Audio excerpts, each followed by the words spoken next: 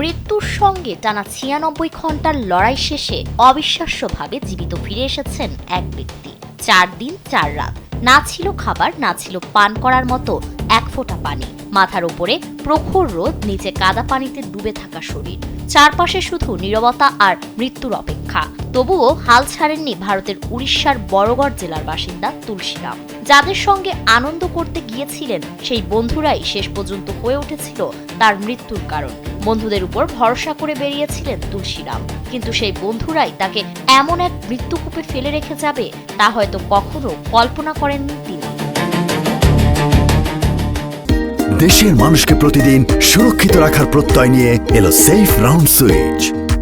The Indian এক্সপ্রেসের তথ্য অনুযায়ী গত ৭ জুন বন্ধুদের সঙ্গে একটি নির্জন এলাকায় আড্ডা ও পার্টি করতে গিয়েছিলেন তুলসীরাম, কিন্তু এক পর্যায়ে পরিস্থিতি ভয়াবহ রূপ নেয়।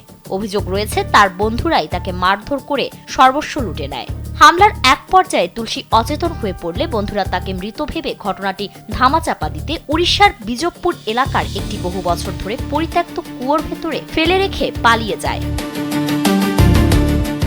কিছু সময় পর জ্ঞান ফিরলে তুলসীরাম বুঝতে পারেন তিনি প্রায় ২০ ফুট গভীর একটি পরিত্যক্ত কুয়োর তলদেশে আটকে আছেন। পা কাদা পানিতে ডুবে আছে, শরীরের বিভিন্ন স্থানে আঘাতের যন্ত্রণা।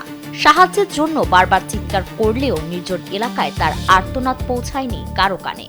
ক্ষুধা, তৃষ্ণা আর অসহনীয় কষ্টের মধ্যেই কেটে যায় দীর্ঘ ৪ দিন ৪ রাত। অবশেষে ৯৬ ঘন্টার পর ঘটে অলৌকিক এক ঘটনা। কুয়োর পাশ দিয়ে যাওয়ার সময় এক ব্যক্তি ভিতর থেকে ভেসে আসা ক্ষীণ গঙ্গানির শব্দ শুনতে পান। পরে খবর পেয়ে পুলিশ ও ফায়ার সার্ভিসের সদস্যরা ঘটনাস্থলে পৌঁছে তুলসীরামকে জীবিত উদ্ধার করেন।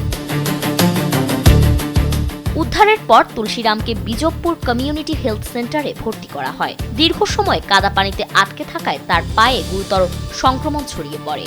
এ ঘটনায় তার বন্ধুদের বিরুদ্ধে হত্যা চেষ্টার মামলা করেছে পুলিশ এবং কয়েকজনকে গ্রেফতার করা হয়েছে। তুলসীরামের এই ঘটনা শুধু মৃত্যুকে হার মানিয়ে ফিরে আসার গল্প নয়, এটি বিশ্বাসঘাতকতারও এক নির্মম উদাহরণ। কারণ সবচেয়ে ভয়ঙ্কর আঘাতটি তিনি পাননি ওর অন্ধকারে, পাননি ক্ষুধা বা তৃষ্ণার যন্ত্রণায়।